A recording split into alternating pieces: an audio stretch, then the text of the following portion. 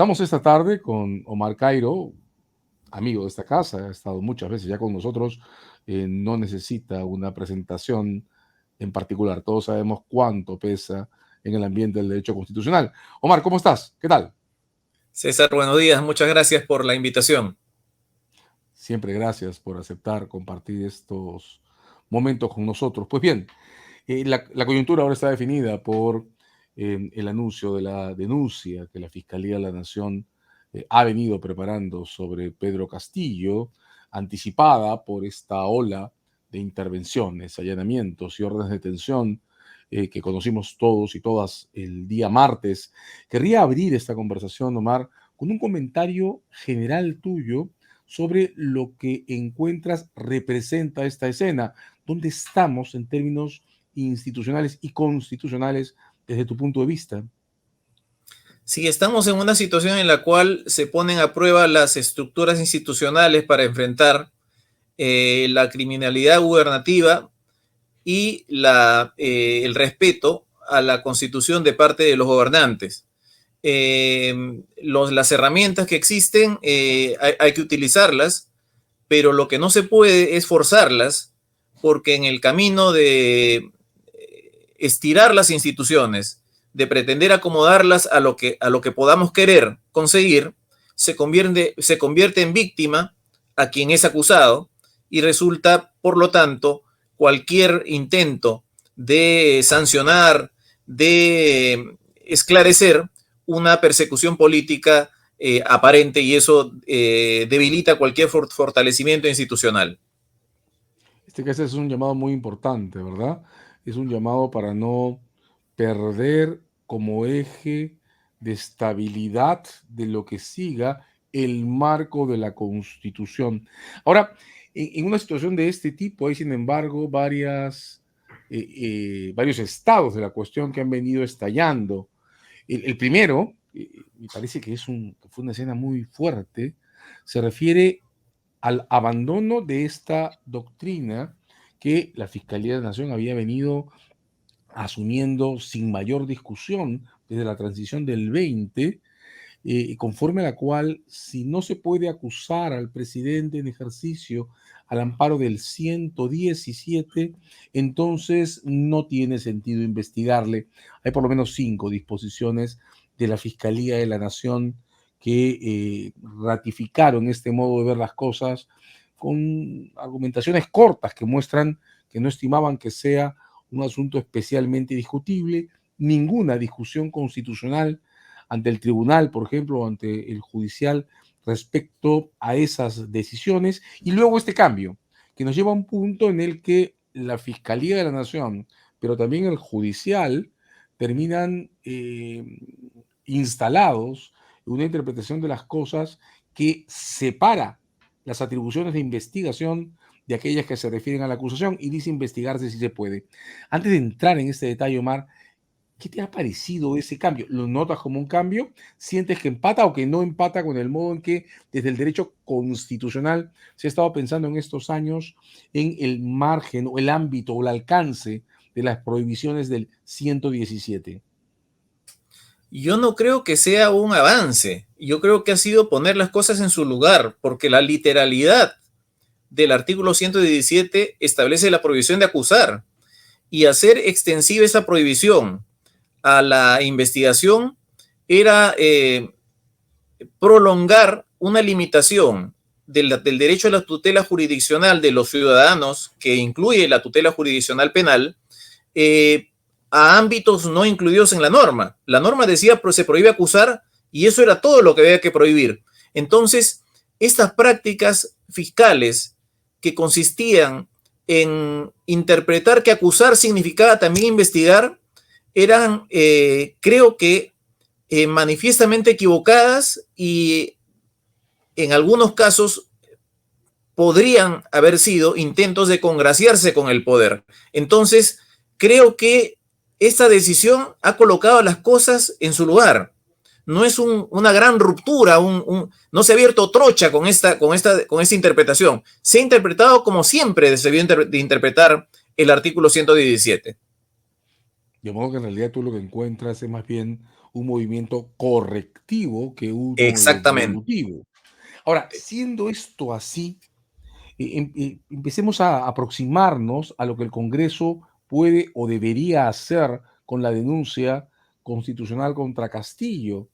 ¿Tendría sentido, esto es una pregunta, que el Congreso diga, bueno, pues así como la Fiscalía de la Nación ha corregido su punto de vista sobre la relación entre investigar y acusar, yo también voy a hacerlo y en consecuencia voy a abrir un procedimiento de investigación o preliminar en la Subcomisión de Acusaciones Constitucionales, independientemente de que mientras el 117 esté en vigencia, tendré que detenerme al momento de llegar al Pleno si es que ello procede?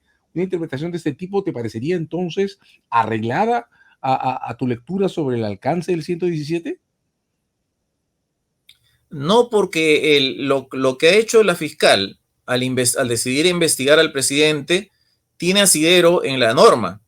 En cambio, lo que podría hacer el Congreso en esa hipótesis no tiene ningún asidero. El Congreso todo lo que puede hacer es con el presidente para efectos sancionatorios iniciar un antejuicio abriendo las puertas a que una sanción penal recaiga sobre el presidente respecto de alguno de los artículos de los delitos previstos en el artículo 117 o un juicio político para que el propio Congreso le sancione por infracciones constitucionales. No hay otra posibilidad sancionatoria en la Constitución. Entonces, el Congreso, por supuesto, puede investigar al presidente, puede instalar una comisión investigadora, pero esa comisión investigadora no es parte de un procedimiento que pueda conducir a una autorización judicial para detener al presidente, para suspenderlo en el mandato, porque eso no está previsto en la Constitución. Una comisión investigadora a donde llegues a que el Pleno la revise y la apruebe o la desapruebe. Y si la aprueba y se refiere al presidente y esa comisión investigadora identifica una infracción a la Constitución o uno de los delitos previstos en el 117, en el primer caso da lugar al inicio de un juicio político y en el segundo caso un antejuicio. Cosas que están previstas en la Constitución. Ahí no hay nada nuevo, no hay nada que innovar. Omar, precísanos entonces la vía. La Fiscalía de la Nación tiene una denuncia que presenta ante el Congreso, pero nos explicas que la ruta por la Subcomisión de Acusaciones Constitucionales tendría que estar cerrada a los casos habilitados por el 177. ¿Qué esperas que haga el Congreso entonces con esta denuncia? Va a depender del contenido de la denuncia. Si la denuncia contiene acusaciones de delitos que no están en el 117, la denuncia tendrá que ser declarada improcedente. Si la denuncia contiene imputaciones de delitos que están en el 117, tendrá que iniciar el trámite y remitirlo a la subcomisión de acusaciones constitucionales. Y si la denuncia, además de esos delitos del 117, contiene conductas que sean o no delictivas, constituyen infracciones de la Constitución, tendrá que remitirla en ese extremo a la Subcomisión de Acusaciones Constitucionales para que respecto de ese extremo se inicie un juicio político y respecto del extremo referido a los delitos del artículo 117 se inicie un antejuicio. El antejuicio va a permitir al Congreso autorizar el procesamiento penal del presidente por esos delitos del 117. Y el juicio político va a permitir que el Congreso decida si es que sanciona o no al presidente por las infracciones constitucionales que pudiera haber cometido, y las sanciones son la suspensión, la destitución o, además de la destitución, la inhabilitación. Correcto, me disculpo, dije 177 en un lapsus en vez de 117. ¿Y tú encuentras posible, en el marco de las reglas actuales, que el Congreso proceda con un antejuicio y termine autorizando a la Fiscal de la Nación a pasar investigación preparatoria cuando se trata de casos sobre corrupción? No, eso no está permitido. Es decir, eso significaría que el Congreso estaría habilitando la actuación fiscal para supuestos que no están previstos en la Constitución. El antejuicio es la única posibilidad de habilitación del procesamiento penal de un presidente en ejercicio. y este antejuicio termina en el Parlamento cuando habilita ese inicio del proceso, indicando a la Fiscalía de la Nación que debe acusar al presidente ante el vocal instructor de la Corte Suprema por alguno de los 4 delitos del artículo 117. Respecto a los otros delitos, habrá que esperar al término de su mandato, o si alguno de esos delitos, de esos hechos delictivos, encierran también un supuesto de infracción a la Constitución, proceder a un juicio político para destituir al presidente, y una vez destituido ya es expresidente. Y si es expresidente, ahí sí se le puede iniciar un antejuicio por cualquier delito. Vamos a regresar de inmediato sobre tu aproximación a las infracciones a la Constitución, que encuentro decisivo repasar. Pero antes de entrar de plano en ellas, querría que nos quedemos un instante más con las cuestiones vinculadas al antejuicio. En estos días, hace más o menos 10, Luis Castillo Córdoba, en una entrevista que publicamos en este programa, sostenía que la Constitución puede tener incongruencias y que en ese caso la Constitución o la autoridad constitucional, que al final del día siempre es el tribunal, tendrá que definir cuál de las reglas prevalece. Él decía que desde su punto de vista de lectura material de la Constitución no permitía asignarle al 117 peso gravitacional respecto a comportamientos como los que se atribuyen a Pedro Castillo, y que desde su punto de vista entonces, lo sostenía él aquí, el 117 puede no aplicarse a casos como lo de Castillo. El martes, Roberto Pereira publicó en El Comercio un artículo que desde una mirada convergente, pero un punto de vista teóricamente distinto, el de los vacíos morales o axiológicos, y llegaba sin embargo a la misma conclusión. Entendía él que la regla del 117 no está escrita pensando en que se pueda dar impunidad a un presidente involucrado de esta manera en casos sobre corrupción, y que entonces la situación genera un vacío desde el punto de vista de las consideraciones con las que se escribió la norma. Me gustarían tus comentarios sobre estas dos lecturas del alcance o el no alcance del 117. Sí, yo creo que el 117 es una norma cuya finalidad es precisamente impedir que al presidente durante su mandato se le procese penalmente por crímenes graves o leves, corrupción, hurto, robo, cualquier crimen, y permitir solamente el procesamiento por 4 delitos. Es que esa es la única interpretación que cabe y es la que siempre se le ha dado.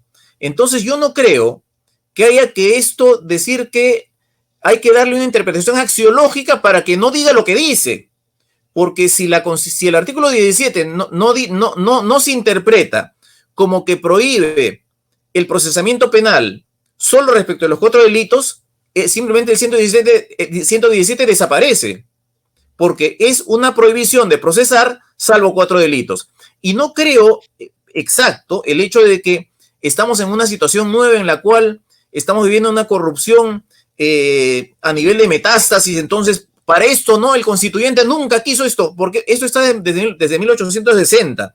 Y entre 1860 y ahora han habido gobiernos con unas corrupciones galopantes, frente a las cuales esta norma ha estado presente.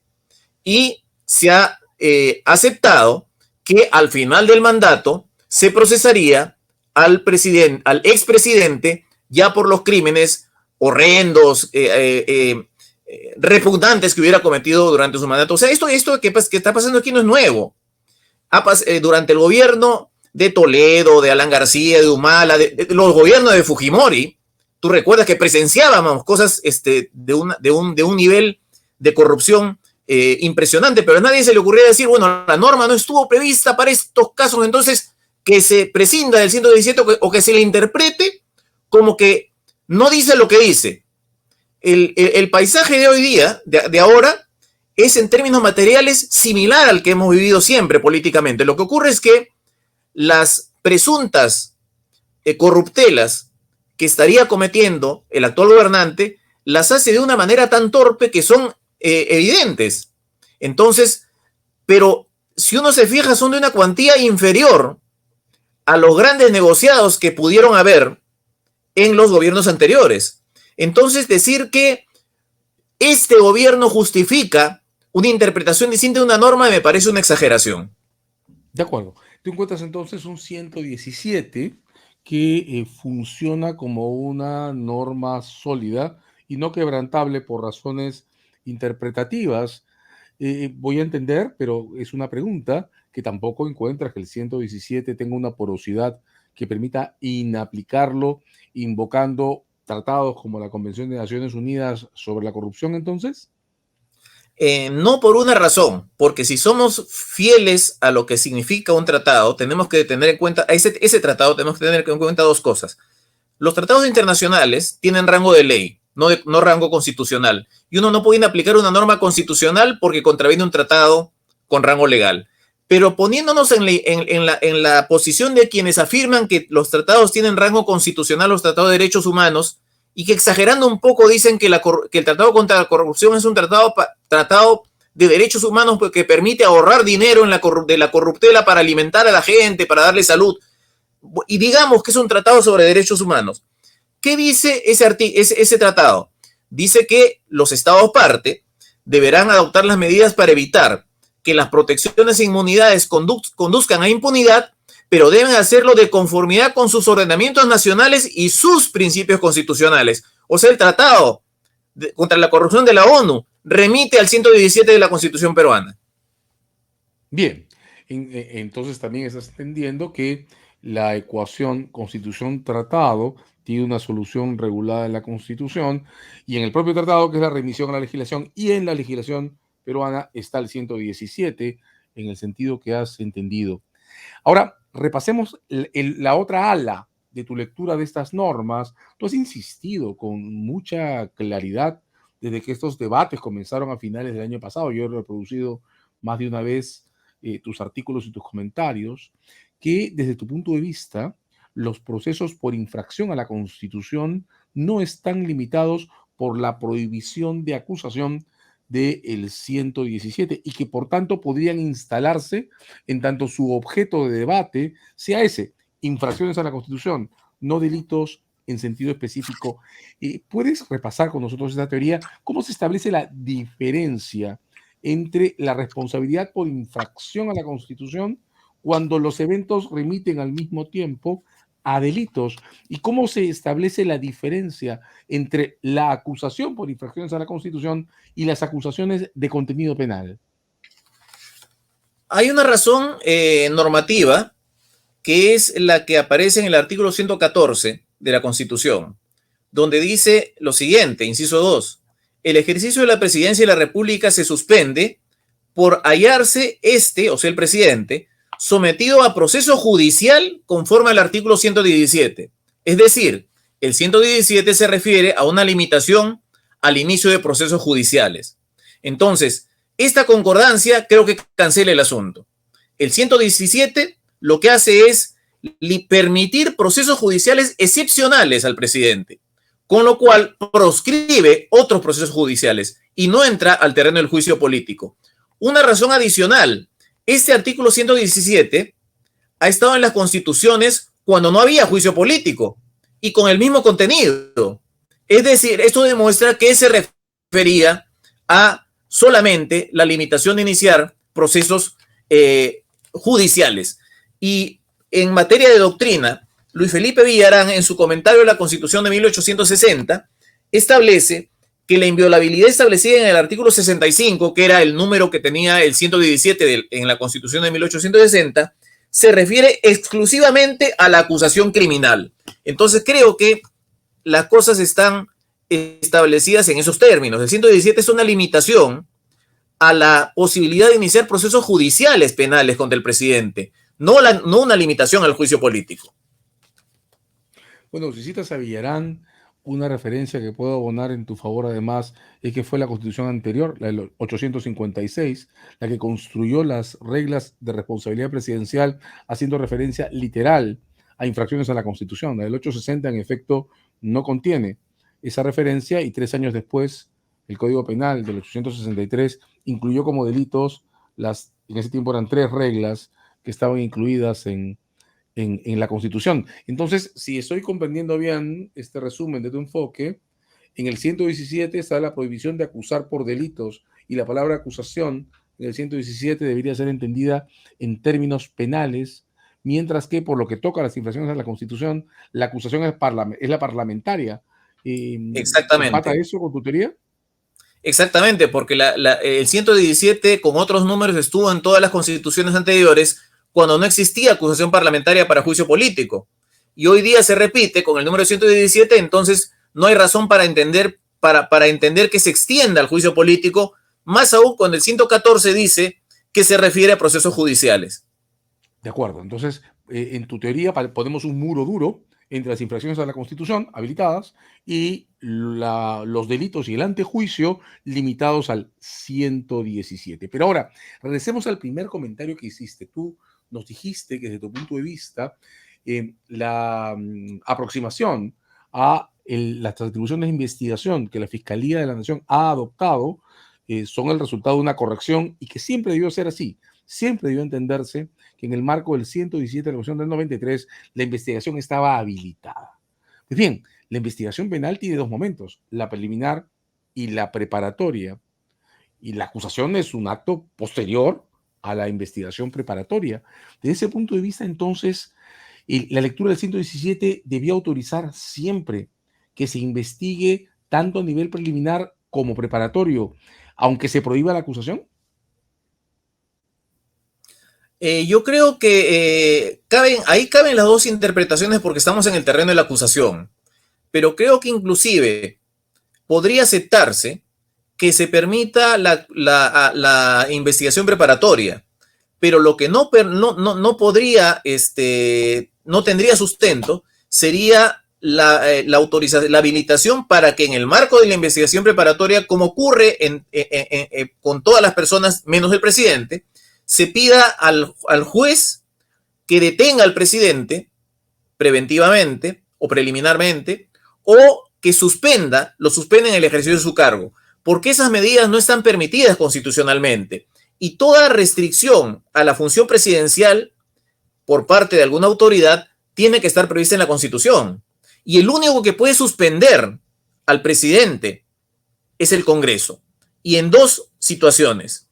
Como sanción al terminar un juicio político, cuando en lugar de destituirlo, decide solamente suspenderlo, le dice usted deja de ser presidente un año y después regresa, o cuando se producen los supuestos de suspensión del artículo 114. El primero es la incapacidad temporal y el segundo, que luego de haberse realizado un antejuicio por alguno de los delitos del 117, el presidente esté incurso en un proceso penal como inculpado. En ese proceso penal, durante ese proceso penal judicial, el cargo se suspende. Salvo otra hipótesis de suspensión, no existe. No existe la autorización de los jueces de suspender al presidente a pedido de la fiscal de la Nación, ni del Congreso. De hecho, en varios de tus artículos y en varios de tus comentarios has sido enfático en punto a que la teoría sobre la suspensión, disclaimer, que yo he suscrito también, no corresponde al texto de la Constitución, porque en el texto de la Constitución hay una cláusula expresa, que entiendes además excluyente, que encasilla la suspensión en un supuesto y en un procedimiento determinado.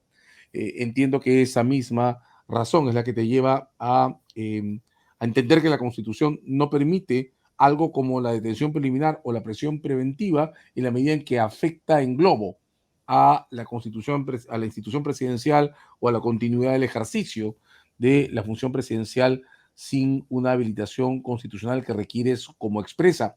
Pero en ese comentario en el que presentas límites a las atribuciones de aseguramiento o cautelares, si reconoces o si estás admitiendo o si aceptas, quiero repasar en esto, que desde tu lectura del 117, la investigación preparatoria debería poder desarrollarse. ¿Estoy entendiéndolo correctamente? Sí, creo que es plausible. Tú conoces mejor derecho penal. Creo que por eso confío en tu criterio. Si tú crees que no agravia otros bienes constitucionales, confío como acto de fe, me adhiero a la posición de que sí, la investigación preparatoria es plausible, pero siempre y cuando no se considere que habilita la detención del presidente ni su suspensión la suspensión porque no está permitida y la detención porque conlleva inevitablemente la suspensión porque el presidente no va a gobernar desde el Urigancho o desde la Dirodes, porque la detención paraliza el ejercicio del cargo y eso solo lo puede hacer el Congreso. Voy a recibir con la mayor humildad posible el acto de confianza conceptual que acabas de hacer sobre mi conocimiento del derecho procesal penal. Pero regresando a este tema, encuentro una dificultad que querría revisar contigo desde el punto de vista del derecho parlamentario. Esa manera de ver las cosas que encuentras errada, que ligaba las atribuciones de investigación con la posibilidad futura de acusación, ha producido dos síndromes. Uno está en el plano del derecho procesal y otro en el derecho parlamentario. El Código Procesal Penal, esto es una cuestión legal, de modo que se resuelve por otra ley, ha declarado que al preparatorio solo se pasa por acusación del Congreso, cosa que podríamos encontrar razonable por la envergadura de las autoridades o de las magistraturas que están involucradas en esto. Pero ha declarado además, y esto creo que es una herencia, de esa manera que tú encuentras errada de ver las cosas, que la única para que el Congreso autorice el pase a la preparatoria es que se habilite el procedimiento de antejuicio. En el reglamento del Congreso las cosas están escritas en el mismo lenguaje. Y lo único que puede hacerse respecto al Ministerio Público es desarrollar el antejuicio ante sus últimas consecuencias. Si estamos entendiendo ahora que la lectura correcta del 117 impide acusar, pero no impide las cosas anteriores, en tu caso, con las restricciones que has explicado, pues entonces habría que cambiar el reglamento del Congreso. ¿A qué decir del Código Procesal Penal, además de ser el caso, para que el Congreso pueda aprobar un acto que se llame algo así como aprobación de investigación preparatoria a solicitud de la Fiscalía? ¿Qué impresión te merece una opción de ese tipo? Yo creo que lo que tendría que pasar es algo distinto y de repente menos complicado, porque si el Congreso no puede aplicar normas y el reglamento tiene rango de ley y el Código Procesal Penal tiene rango de ley, entonces se me ocurre lo siguiente. El Congreso, la fiscal plantea la denuncia constitucional para antejuicio. El Congreso considera que hay algún delito, hay indicios razonables de un delito de los mencionados en el 117, y entonces habilita el inicio del proceso penal. Pero ahí uno se encuentra con que esta autorización va a conducir a la investigación preparatoria, ¿no es cierto? Recién. Claro. Entonces, lo que puede hacer lo que puede hacer el juez es inaplicar el reglamento e inaplicar el Código Procesal Penal y establecer que se inicie el procedimiento previsto en el artículo 100, es decir, que se realice la acusación ya ante el vocal instructor y transcurra todo el procedimiento penal para el presidente. Ahora, Omar, parémonos en el centro de tu teoría. En el centro de tu teoría, el 117 jamás debió ser usado para prohibir investigaciones. Debió limitarse a prohibir acusaciones.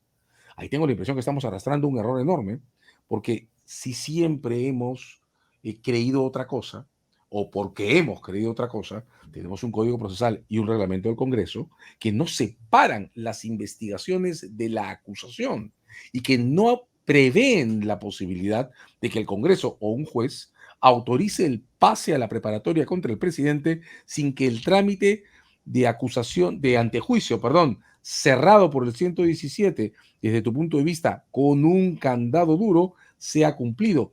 Eso nos entramparía. Eso nos dejaría solo en preliminar. ¿Qué impresión te merece esto? ¿Es una confusión? ¿Es un estado de cosas que debemos mantener?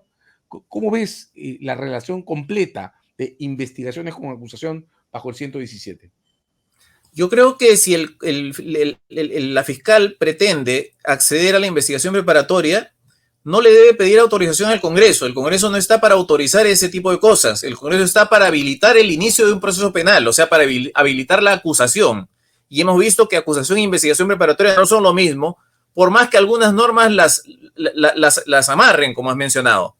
Entonces, lo que la fiscal tendría que hacer es, terminada la investigación preliminar, pedir al juez el inicio de la investigación preparatoria y que inaplique por inconstitucional las normas que exigen el antejuicio para el inicio de la investigación preparatoria, porque el antejuicio no está previsto para autorizar inicio de investigación preparatoria, está previsto, como dicen los artículos 99 y 100, para que el Congreso apruebe la denuncia constitucional, el Pleno, y luego de eso, la fiscal acuse al presidente ante el juez instructor. Entonces, no es un procedimiento para autorizar la investigación preparatoria, sino es un procedimiento para habilitar la acusación ante el Poder Judicial. Muy interesante.